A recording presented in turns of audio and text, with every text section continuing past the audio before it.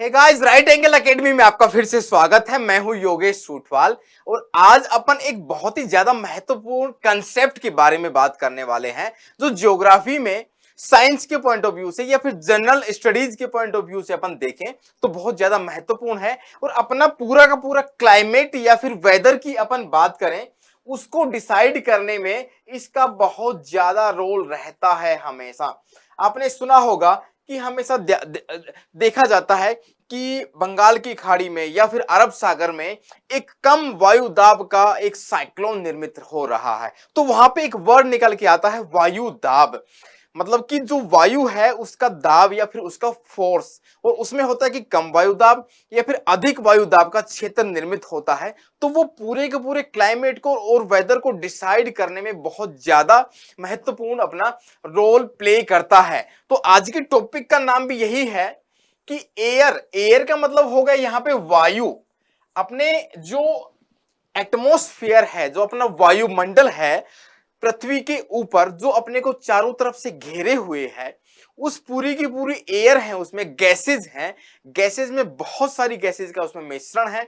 भारी गैसें नीचे रहेंगी क्योंकि ग्रेविटेशन फोर्स उसको नीचे की तरफ खींचता है। हल्की गैसें जैसे कि क्रिप्टॉन, जीनॉन, ये सारी गैसें वायुमंडल में ऊपर की हाइट पे रहेंगी। तो जो इस वायु का जो एयर है, इसमें फिर डस्ट के पार्टिकल्स भी रहेंगे, जलवाष्प भी रहेगी, ह्यूमिडिटी रहेगी। वो भी अपना प्रेशर इसमें पृथ्वी के सरफेस पे डालते हैं। तो ये पूरी की पूरी जो वायु हो गई, एयर हो गई, उसके द्वारा पृथ्वी की सरफेस पे या फिर जो ओशियन की सरफेस है, जो वाटर सरफेस है, उसके ऊपर भी जो दबाव डाला जाता है या फिर फोर्स लगता है, उसी को ही यहां पे लिखा हुआ है प्रेशर। प्रेशर का मतलब भी मान लो कि यहां मेरा हाथ है, उसके ऊपर मैं दबाव डालूं तो ये हाथ नीचे की तरफ जाएगा। आई बात समझ में? एक फोर्स लग रहा है इस हाथ के ऊपर, दूसरे मेरे हाथ से एक फोर्स लग रहा है। उसी को अपन, जो वायुमंडल में एयर है, वो अपनी सरफेस पे, पृथ्वी की सरफेस पे या फिर जो ओशियन का सरफेस है, ओशियन सरफेस है, उसके ऊपर एक दाब डालती है या फिर एक फोर्स लगाती है, क्योंकि उसका वेट है। पृथ्वी का जो ग्रेविटेशन फोर्स है उसको तरफ खींचता है, और वो अपना पृथ्वी की सरफेस पे या फिर पृथ्वी का जो ओशियन है उसके ऊपर एक दाब डालता है या फिर एक वेट होता है।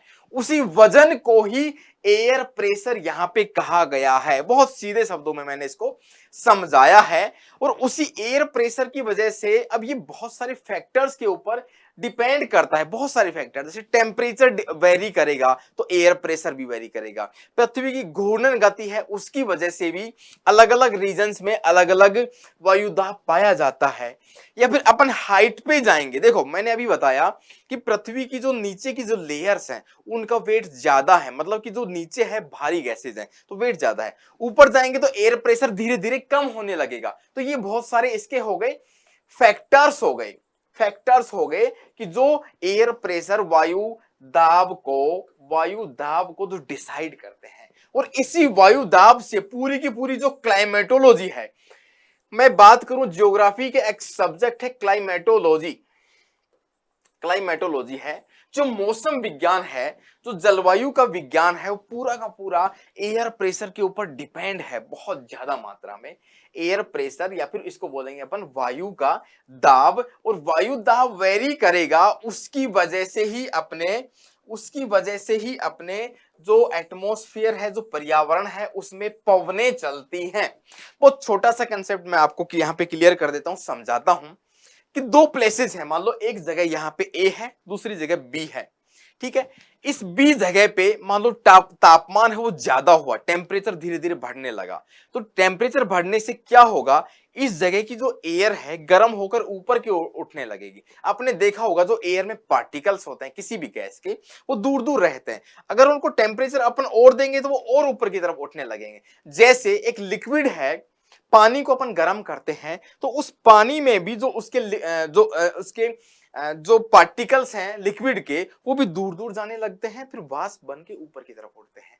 तो तापमान ज्यादा हुआ तो यहाँ की एयर है वो ऊपर उठ गई गर्म होकर।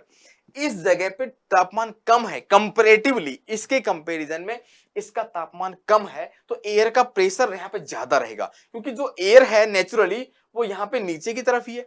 अब ये तापमान ज्यादा होने से ये यहाँ का एयर, जो एयर का प्रेशर है, वायुदाब कम हुआ क्योंकि यहाँ की एयर ऊपर की तरफ चली गई, तो यहाँ पे रिक्त स्थान हो गया। इसको भरने के लिए आसपास से यहाँ पे हवाएं चलने लगेगी, उसी को तो अपन कहते हैं विंड्स, उसको कहते हैं अपन विंड्स या फिर पवने।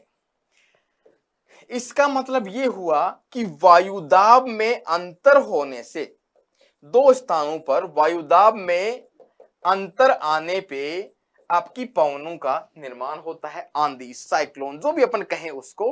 अगर वायुदाब है तेज गति से कम होगा तो वहां पे तूफान आएगा, आंधी आएगी, साइक्लोन आएगा। कई बार नहीं कहते बंगाल की खाड़ी में एक निम्न वायुदाब का, लो प्रेशर का एक रीजन क्रिएट हुआ है, उसकी वजह से उसके चारों तरफ की जो हवाएं हैं सेंटर में उसकी तरफ आने लगेंगे एक राउंड शेप में, और वही तो साइक्लोन भी होता है। उसमें पावर बहुत ज्यादा होती है क्योंकि वायुदाब बहुत तेज गति से कम हुआ है। तो यहां मैंने इसका इंट्रोडक्शन बताया कि वायुदाब का मीनिंग क्या होता है। मैं फिर से इसको रिपीट करता हूं, जो एटमॉस्फेयर की एयर है, वायु है, वो सरफेस पे या फिर ओशियन के सरफेस पे, जल स्तर पे, जल की जो स्तर होता है उसके ऊपर जो दबाव डालती है या फिर वेट डालती है, वजन डालती है, कोई फोर्स डालती है, सिंपली उसी को ही अपन वायुदाब कहते हैं। इस कंसेप्ट को अपन आगे बढ़ाते हैं, चलिए आगे चलते हैं।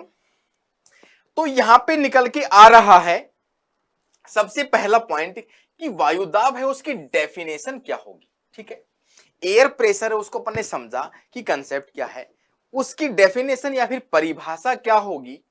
परिभाषा मैं सिंपल और आसान शब्दों में मैं कहूं तो परिभाषा ये हो गई कि किसी भी यूनिट इकाई, जो कोई यूनिट होगी, वो क्षेत्र होगा। मान लो कि 1 सेंटीमीटर, 1 स्क्वायर सेंटीमीटर का ये रीजन हो गया। ठीक है, इसको अपन एक्चुअली क्या होता है, वायुदाब होता है समुद्र की सतह पर ही नापा जाता है जनरली। ठीक है, अपने ऊपर भी मैं बोलूं कि अपनी बॉडी है उसके ऊपर भी वायुमंडल का दाब है। उसको समझाऊंगा मैं कैसे, आपको प्रूफ मैं देके यहां पे बताने वाला हूं, आगे आप देखते रहिए।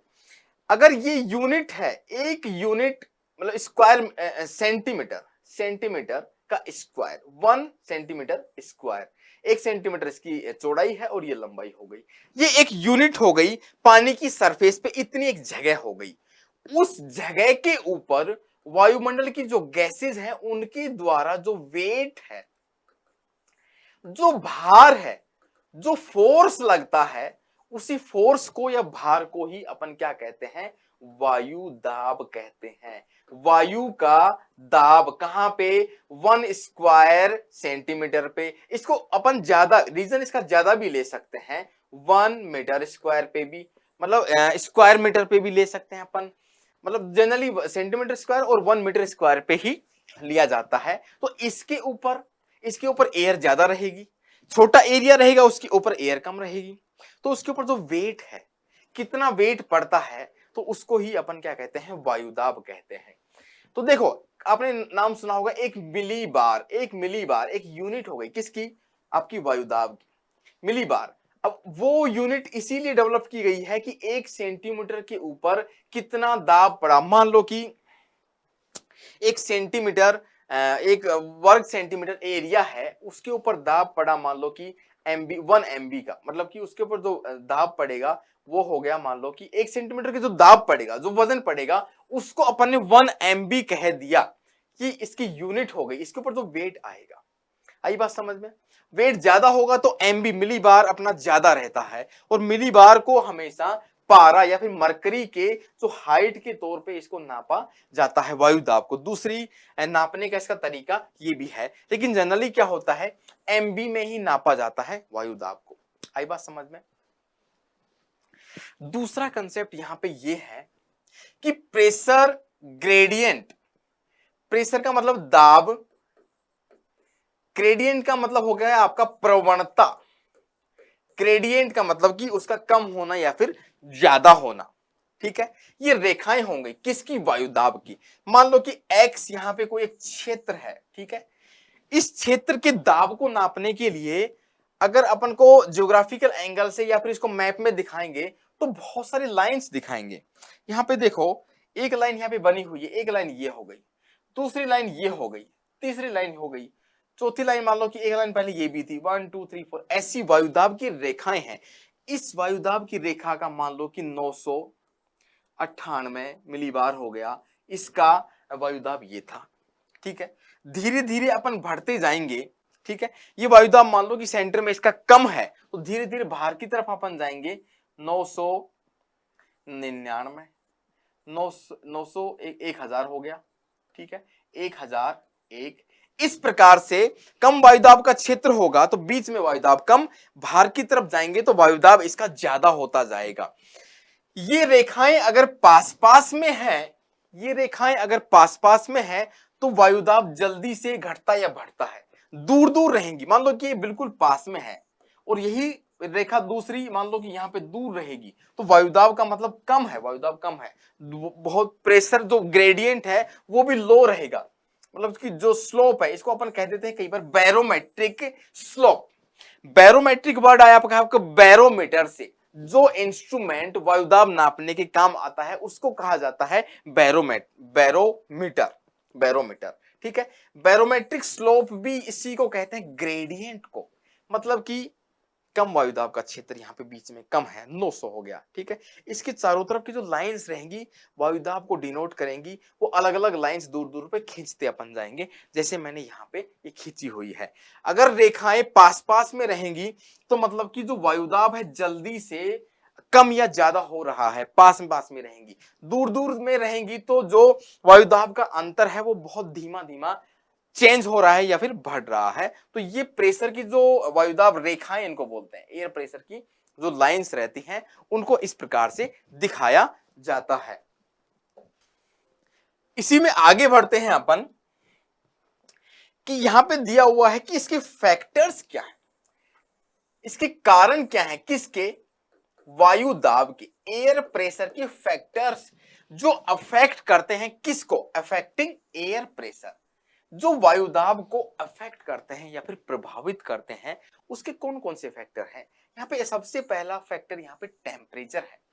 ठीक है, टेम्परेचर को मैंने अभी बताया एग्जांपल लेके, एक जगह बी थी एक जगह ए थी, तो यहाँ पे टेम्परेचर का रोल क्या होता है। मान लो कि ये कोई जगह है ए, दूसरी जगह है बी, तो यहाँ का टेम्परेचर ज्यादा होगा। ठीक है, टेम्परेचर धीरे धीरे इसका बढ़ने लगेगा तो हवा ऊपर उठने लगेगी। ठीक है, तो यहां पे प्रेशर लो हो जाएगा, लो प्रेशर जोन यहां पे हो गया। अगर इसका तापमान कम है इस क्षेत्र का तो प्रेशर यहां पे ज्यादा ही रहेगा, क्योंकि हवाएं ऊपर उठती हैं, तापमान कम है तो वो नीचे ही रहेंगी। तो अधिक वायुदाब से ये इसका प्रेशर हो गया ज्यादा, इसका प्रेशर कम हो गया, तो ये एक ढलान हो गया, एक ग्रेडियंट यहाँ पे बन गया, ज्यादा से कम की ओर। यहाँ पे है मैक्सिमम वायुदाब है, यहाँ पे मिनिमम है, तो मैक्सिमम से मिनिमम की तरफ हवाएं चलने लगेंगी और प्रेशर को, जो वायुमंडल का जो दबाव है उसको मेंटेन करने की क्लाइमेट में या वेदर में कोशिश की जाती है। तो टेम्परेचर इसी प्रकार से कम करता है। जैसे आपने नाम सुना होगा, भारत में मॉनसून का जो सिस्टम है उसमें थार डेजर्ट का बहुत बड़ा रोल है। कैसे है, थार डेजर्ट जून के महीने में वहां पे temperature 47 degree Celsius 48 degree Celsius पहुंच जाता है, मतलब कि टेम्परेचर हो गया हाई, टेम्परेचर हाई हो गया।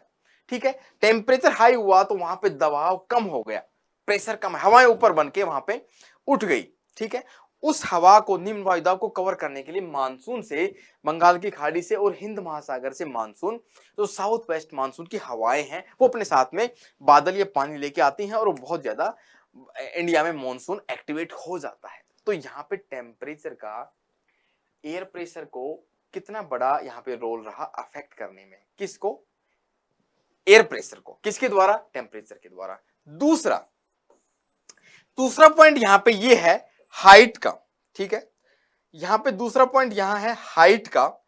हाइट क्या हुआ, मैंने बोला कि अभी पृथ्वी का एक सरफेस है, पृथ्वी है, एक स्फीयर है, उसके ऊपर जो एटमॉस्फेयर है उसका वेट भी है। ठीक है। तो भारी पवने हैं, एयर है, गैसेस है, वो नीचे रहेंगी।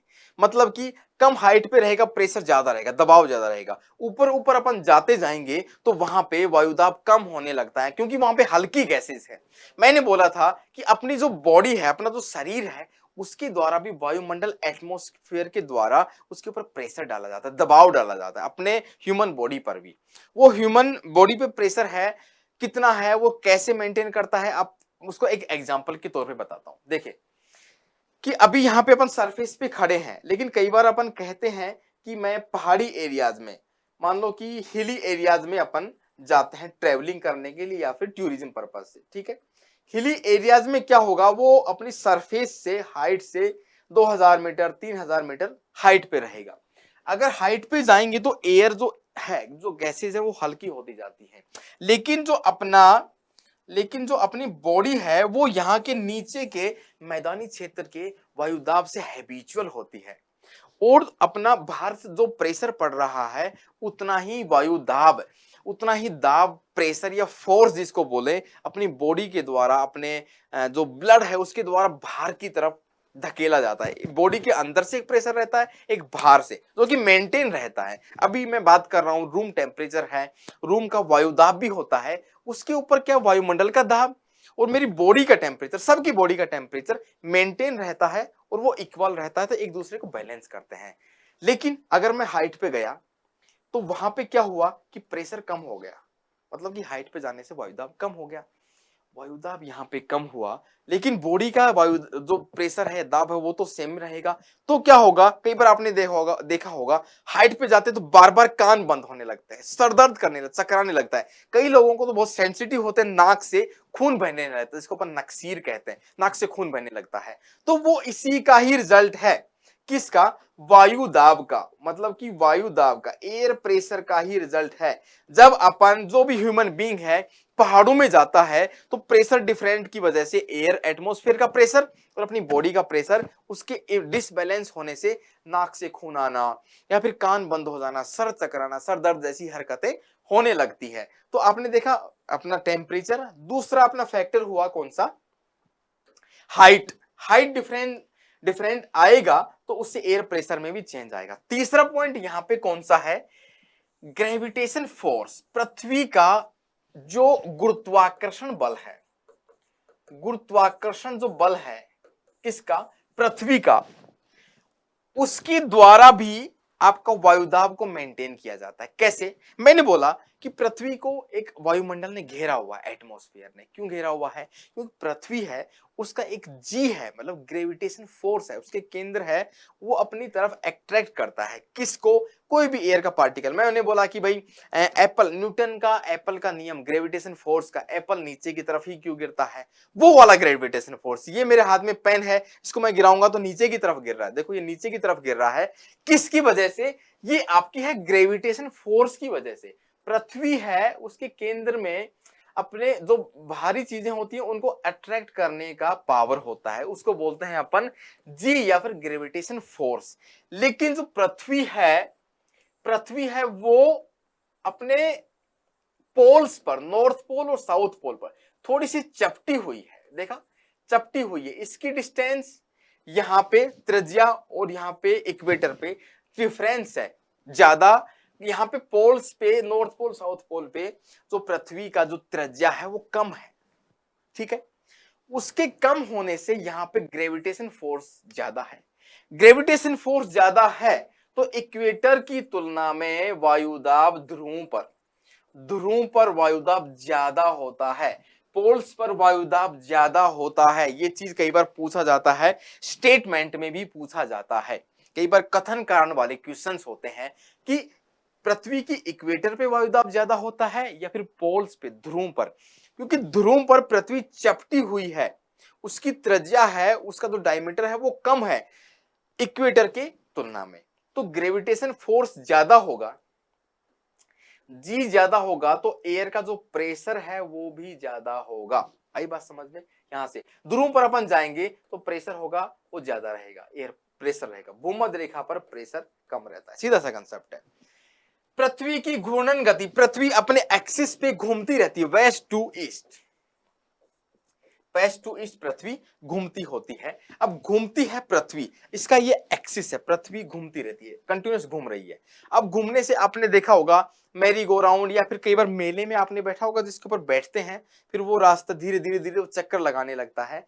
या फिर एक रस्सी है, उसको मैं यूं घुमाऊं तो वो रस्सी धीरे धीरे मतलब फ्री होके एक सर्किल बना के उसका फोर्स बाहर की तरफ लगने लगता है।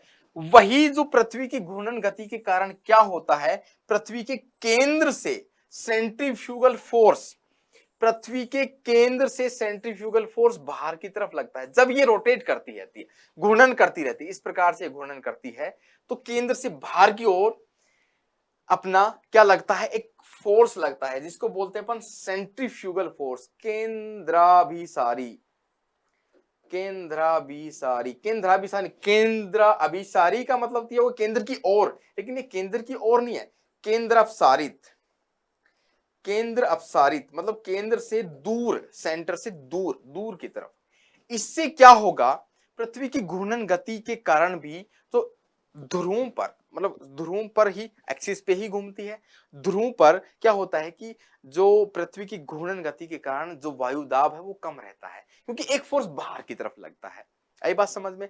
एक तो ऐसा होगा कि अट्रैक्शन होएगा, अट्रैक्ट करेगी तो वायु दाब ज्यादा रहेगा, लेकिन एक फोर्स दूसरी तरफ भी काम कर रहा है जो एयर को बाहर की तरफ धकेलता है, तो वहां पे पृथ्वी की घूर्णन गति के कारण भूमध्य रेखा पर,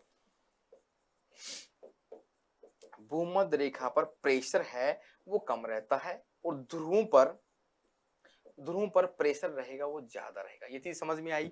यहाँ पे उल्टा था, ध्रुवों पर जो एयर का प्रेशर था, वायुदाब था, वो ज्यादा था। यहाँ पे भी ध्रुवों पर ज्यादा है और प्रेशर यहाँ पे भूमध्य रेखा पर कम है। ये एक दूसरे के मतलब कंसेप्ट है, एक दूसरे को इंटरलेट करने वाले हैं। तो इस प्रकार से यहाँ पे अपने 4 फैक्टर्स देखे। कौन कौन से? पहला फैक्टर तो था आपका टेम्परेचर, वो कैसे वेरी करता है। दूसरा है आपका हाइट, हाइट भी डिपेंड करती है, कैसे करती है।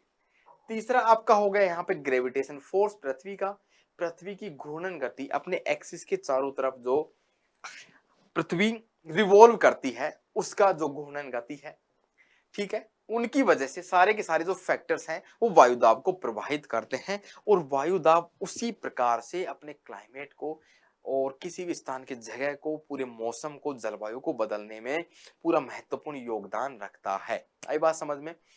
तो बैरोमेट्रिक स्लोप, बैरोमेट्रिक ग्रेडियंट, और जो साइक्लोन की उत्पत्ति, मॉनसून की उत्पत्ति, उसका कमजोर पड़ना, तेज, मान लो टेम्परेचर ज्यादा रहा किसी महीने में, जून के महीने में टेम्परेचर बहुत ज्यादा रहा थार के मरुस्थल में, तो ऐसे कहते हैं कि टेम्परेचर ज्यादा रहेगा तो वायुदाब कम होता जाएगा, जिसकी वजह से मॉनसून ज्यादा स्ट्रॉन्ग होने के चांसेस रहते हैं। वायुदाब ही ऐसा फैक्टर है जो मॉनसून को ज्यादा एक्टिवेट करता है और कम एक्टिवेट करता है, उससे बारिश भी, रेनफॉल भी प्रभावित होता है। तो इस प्रकार से आपका जो